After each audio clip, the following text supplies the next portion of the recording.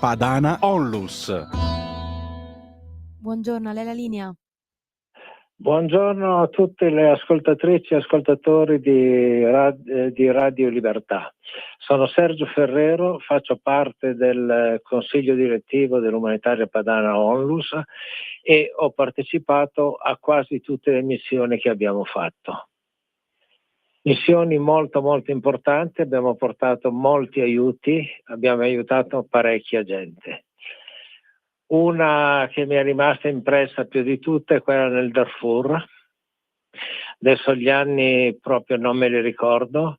Nel Darfur eravamo a Niana, un paesino sotto Khartoum, e siamo andati a trovare le tribù indigene portando degli aiuti. Un giorno, avvicinandoci a una tribù, ci hanno anche sparato contro. Io penso dalla contentezza più che per volerci prendere. E lì abbiamo conosciuto il capo dei Janjaweed ed è stata una scena bellissima, perché questo capo dei Janjaweed, un omino piccolo, bianco, tutto vestito di bianco, è sceso con un'aria prepotente dal camioncino che aveva. Dalla nostra macchina è scesa la Boldrini, che allora era la responsabile per gli Stati Uniti del Darfur. È scesa con la sua mole, ha fatto tremare letteralmente questo ometto. Ci siamo accordati, abbiamo lasciato gli aiuti, e la cosa strana è che ogni giorno questo signore veniva a salutare a piedi dal suo villaggio a Niana noi e la Boldrini. È stata un'esperienza bellissima, anche perché girando poi nei vari paesi ci siamo imbattuti in una transumanza dei cammelli, una cosa che ti prende, perché vedi tutta la tribù vestita con i paramenti della festa, le bambine sopra i cammelli che comandano, che vanno avanti e indietro e portano le mandria dal Darfur giù verso l'Egitto per cercare nuovi pascoli, per cercare nuove risorse d'acqua. E questa è una delle cose che mi è rimasta più impressa. Altra missione importante l'abbiamo fatta in Iraq, anzi ben 5 volte. Abbiamo incontrato delle popolazioni nomade che vivono nel deserto, dormono a ciel sereno, e vuol dire dormire a ciel sereno che di notte ci sono circa 40 gradi, quindi una cosa impressionante. Il tutto, la visita a questa tribù l'abbiamo pattuita per 6 casse d'acqua, perché non hanno acqua, non hanno idea di cosa voglia dire bere un bicchiere di acqua fresca. Con noi c'era un medico, il dottor Veglio, Pietro Veglio, il quale durante la visita ha visitato e ha dato dei consigli e delle medicine a tutti gli abitanti che ne avevano bisogno. E anche lì subito ci hanno accolto un po' timorosi. Poi alla fine hanno tirato fuori tutti i tappeti in pieno deserto, ci siamo seduti su questi tappeti, ci hanno offerto il tè e tutto quanto, hanno chiamato le tribù vicine e non volevano più che andassimo via. Però purtroppo noi eravamo legati con i militari e quindi siamo dovuti rientrare. La cosa strana è che per accedere a questa tribù sono dovuti scendere i militari e degli uomini, perché le donne non potevano parlare, quindi siamo scesi Pietro Veglio, io e i militari della scorta. Anche questa è stata un'esperienza molto bella che ricordo con piacere. La Colombia, altra missione molto importante, dove ho visto delle cose allucinanti. In Colombia abbiamo aiutato una ONLUS, una società che prende tutti i ragazzini di strada, i figli della droga, e li porta su in queste case, una località che si chiama La Montagnina. Qui li mandano a scuola. Pensate che per scendere impiegano un'ora e qualcosa, e per salire dal paese alla Montagnina impiegano 2 ore e mezza. Per arrivare a questo paese la strada è formata da 2 blocchi di cemento, cioè la macchina passa giusta sui blocchi di cemento. Anche qui abbiamo aiutato questa associazione regalandogli un pulmino, perché il bello di questa associazione è che cerca anche di mantenersi. Come? Facendo fare il pane a tutti gli ospiti del villaggio. Quindi poi al mattino lo vanno a vendere e con il ricavato sopravvivono. Abbiamo lasciato anche noi dei soldi perché ne hanno proprio bisogno, e cercano gli assistenti di questa comunità cercano di far rivivere in quell'istituto quello che succederebbe a casa. E difatti abbiamo assistito alla festa dell'entrata in società di una ragazza di 18 anni, la quale era lì con 3 sorelline ed erano anni che non parlava con la madre non so per quale motivo. Insomma, abbiamo parlato, l'abbiamo convinta e tutto quanto, e il giorno del suo ingresso in società, con una piccola festa fatta in suo onore, con tutti i costumi, i balli, la musica e tutto quanto, lei è riuscita a far pace con la mamma. Anche queste sono cose che ti toccano, ma quella che più mi ha colpito in quella missione è che avevo adottato una bambina che ho conosciuto, la quale è stata con me, perché noi abitavamo a Medellin, 5 o 6 giorni, l'ho portata in giro, l'ho viziata, le ho comprato di tutto e di più, e poi ogni mese mandavo giù dei soldi per mantenerla, per farla studiare a scuola.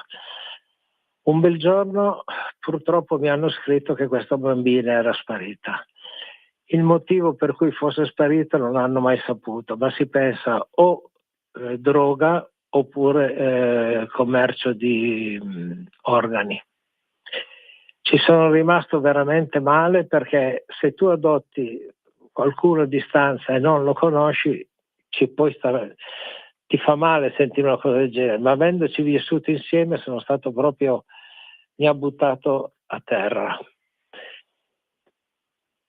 Poi abbiamo una delle nostre più grandi missioni, è stata l'Iraq. Siamo stati ben 5 volte, abbiamo visitato parecchi villaggi, e in uno a un bel po' di chilometri dalla base italiana abbiamo trovato il capovillaggio, un signore di un carisma notevole, il quale ha esordito con noi. Ho avuto l'onore di combattere a fianco di Mossoud. Mossoud era il rivoluzionario contro il governo.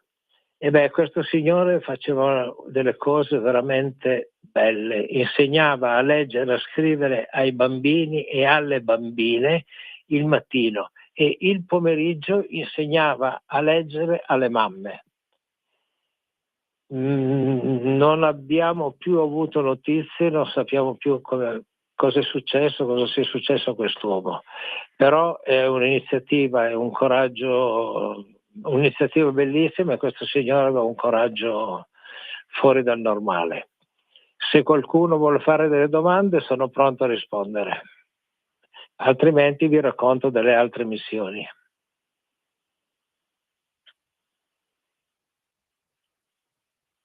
Vedo che nessuno vuole fare delle domande. Mi sente? Quindi prego? Sì, mi sente, perché si è sentita un'interruzione. Adesso si sente? Sì, si sente bene. C'è qualcuno che vuole fare delle domande che tu sappia? O... No, per il momento no, non ha né scritto né chiamato nessuno, vediamo tra poco.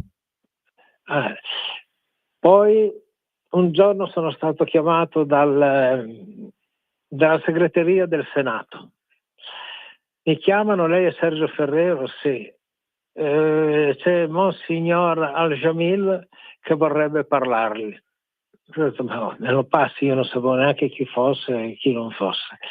Questo signore era il capo, non vorrei dire una cretinata perché non me lo ricordo più bene, della Chiesa greco-ortodossa. Ed era l'inviato del Papa proprio per queste popolazioni. Ma questo signore mi ha chiesto, perché era appena caduto Saddam Hussein, Scusi se aveva la una interrompo. nipote prego? Scusi se la interrompo, c'è una chiamata. Dimmi. C'è una chiamata in attesa di un'ascoltatrice che vorrebbe parlarle. Va bene, vuoi che parli adesso? Come vuoi, passamela. Sì, è qui. Pronto? Sì, buongiorno Sergio Pronto, Ferrero. buongiorno, sono Adriana. Guardi, domande in particolare non ne ho, ma continui pure a raccontare perché è solo musica per le orecchie, perché più che notizie brutte non sentiamo, per cui che bello ascoltare le sue esperienze. La ringrazio Io proprio per quello che fa. ringrazio lei per avermi chiamato, per avermi detto queste cose, perché sono veramente esperienze uniche che porterò nel cuore fino alla fine dei miei giorni. Grazie comunque per la chiamata. Stavo parlando di Monsignor Al-Jamil, il quale aveva una nipote a Baghdad con un tumore al seno. Con Saddam Hussein operavano e quindi poteva essere curata. Con la caduta di Saddam Hussein gli ospedali sono andati in tilt. Quindi mi ha chiesto se potevamo portarla in Italia. Ha saputo che facevo parte dell'Associazione Umanitaria Padana, non so come, e mi ha detto, ho chiesto aiuto a tante persone, tutte quante sì, mi rivolgo a lei come ultima spiaggia. Allora gli ho detto, senta, io devo parlare con Sara Fumagalli, che è la nostra coordinatrice, e poi le farò sapere qualcosa. Sara, quando gliel'ho detto, ha detto ben volentieri, sono partito, sono andato a prenderla a Baghdad, ho fatto scala alla Siria, poi dalla Siria sono andato a Baghdad. Il viaggio dalla Siria a Baghdad è stato bellissimo, lungo e bellissimo, sono 450 chilometri, con dei posti di blocco ogni 20-30 chilometri, dove ti chiedevano i documenti, tutti armati di Kalashnikov e tutto quanto, vedevano che eravamo italiani, allora incominciavano, scendete, foto di qua, foto di là, sparavano in aria, insomma ci hanno accolto benissimo. Siamo arrivati a Baghdad e io ero ospitato nella chiesa, dal vescovo della chiesa Vela, quella che è stata bombardata. Conosciuta la ragazza, siamo tornati in Italia, l'abbiamo fatta operare, l'abbiamo fatta curare, si è trattenuta in un centro a Milano gestito dalle suore, e qui ho avuto l'onore di conoscere Monsignor Al-Jamil, con il quale poi sono diventato amico, ed era l'unico sacerdote che diceva ancora la messa in aramaico.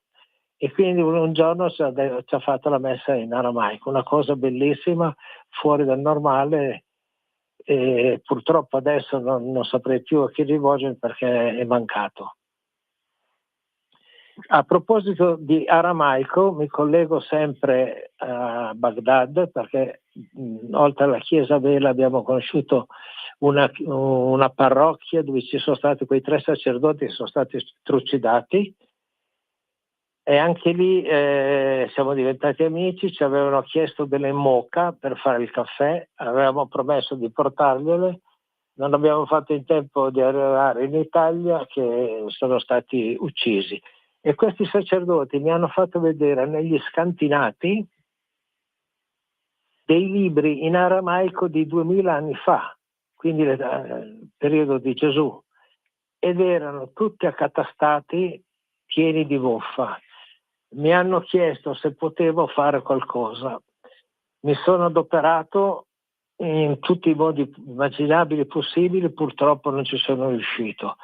Il costo di tutta l'operazione era 25.000 euro. Ne ho parlato in Regione Valle d'Aosta, il capo della biblioteca era d'accordo, il presidente della regione di allora non mi ha dato l'autorizzazione.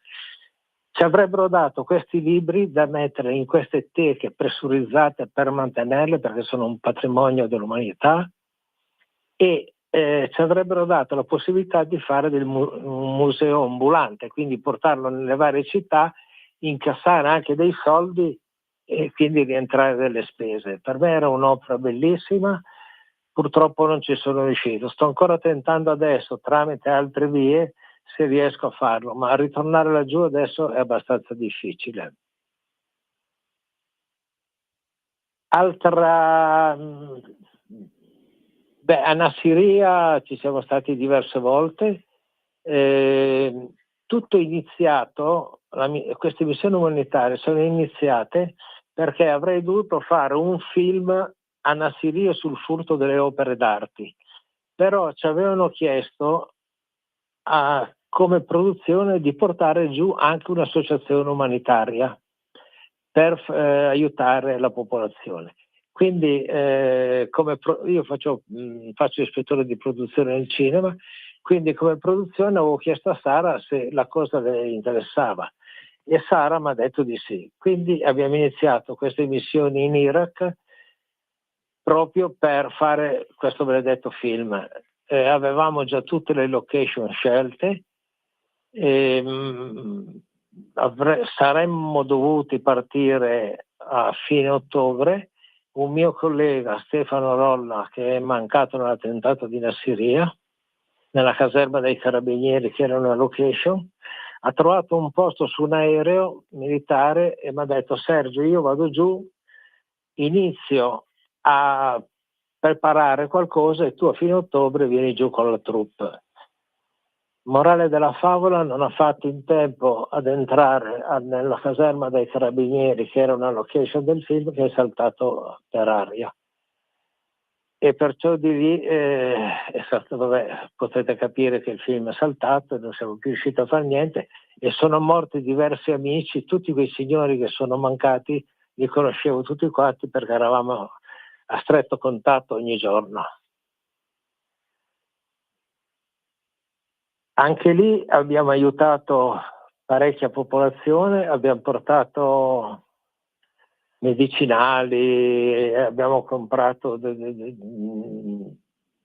ambulanze, cioè tutto quello che poteva servire, sempre nei limiti delle nostre possibilità, perché siamo un'associazione non molto grande e viviamo con dei contributi della gente, quindi però garantisco che tutto quello che portiamo, tutto quello che ci arriva viene donato, perché siamo tutti volontari gratis. Quindi non c'è un ufficio, non ci sono uffici da mantenere, questo, quello, quell'altro, dove tu doni 100, 80 va per la manutenzione di tutto l'ambaradan e il 20% viene dato in aiuto. I nostri sono aiuti al 100%. L'Afghanistan, altra missione bellissima, anche lì sono partito per fare un film con Patch Adams. Il film era Clau in Kabul, che è andato alla Fiera di Venezia, alla Mostra di Venezia, e ha ricevuto un premio perché come documentario è stato bellissimo. Cosa dire? È stata una missione difficile perché avevo 40 clown difficilissimi da gestire, non si rendevano conto che dovevano comportarsi in determinate maniere perché le donne purtroppo laggiù sono considerate quasi niente, e quindi tu donna non puoi fare certe cose, ma devi stare molto molto calma. È stato molto molto difficile veramente, però una bella missione, abbiamo visto dei posti bellissimi, e come dico, l'unica pecca di tutto questo è che il mio collega con gli altri amici sono morti nell'attentato di Nassiriya, quindi io mi sento un po' un miracolato. Qualcun altro vuole sapere qualcosa di specifico?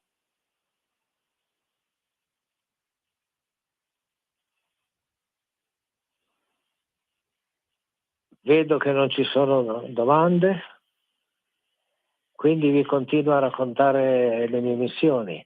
Io sono ritornato poi a Nassiriya dopo la morte di Stefano Rolla, sono ritornato nella caserma che avevamo scelto come set cinematografico e non vi dico l'impressione, c'era un buco, avrà avuto 150 metri di diametro, una cosa impressionante.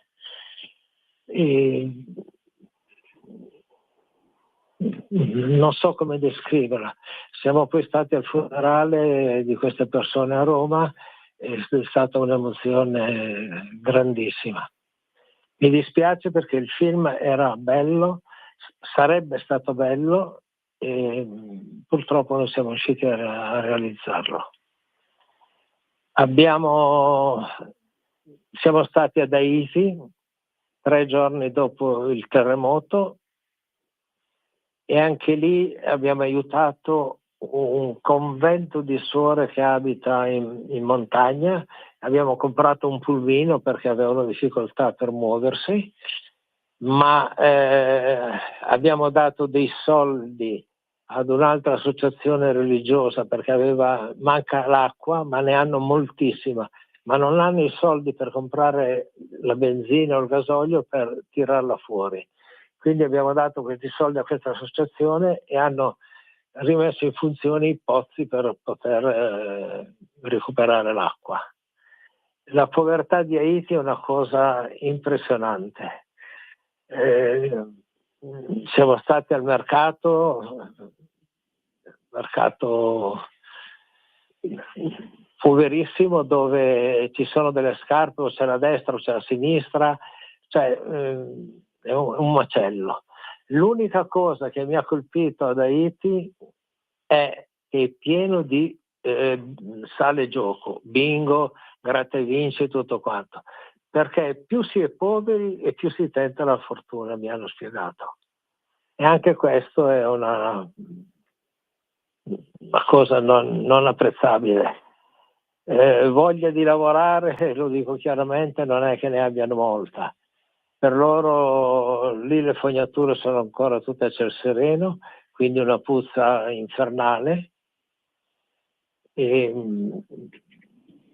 quello crollato io non so adesso se l'hanno rimesso in piedi tutto quanto, ma ho dei grossi dubbi. Il terremoto è stato devastante, abbiamo girato tutta la città, abbiamo visto praticamente era quasi tutto distrutto. Altra missione importante, la Libia. Anche qui siamo arrivati in Libia, mi sembra 2 o 3 giorni dopo la caduta, la morte di Gheddafi. E abbiamo incontrato gli insorti che già allora si erano divisi in 2 fazioni, uno voleva una cosa, uno ne voleva l'altra. Morale della favola, per portare gli aiuti nella roccaforte di Gheddafi, che era a 250 chilometri da Tripoli, ci hanno scortato 3 camionette di una fazione e 3 camionette di un'altra fazione. Siamo arrivati all'ospedale dove c'erano tutti i fedeli di Gheddafi e tutti i medici col Kalashnikov ci hanno accolto benissimo, abbiamo lasciato giù un mucchio di medicine, ci hanno ringraziato e siamo ritornati indietro.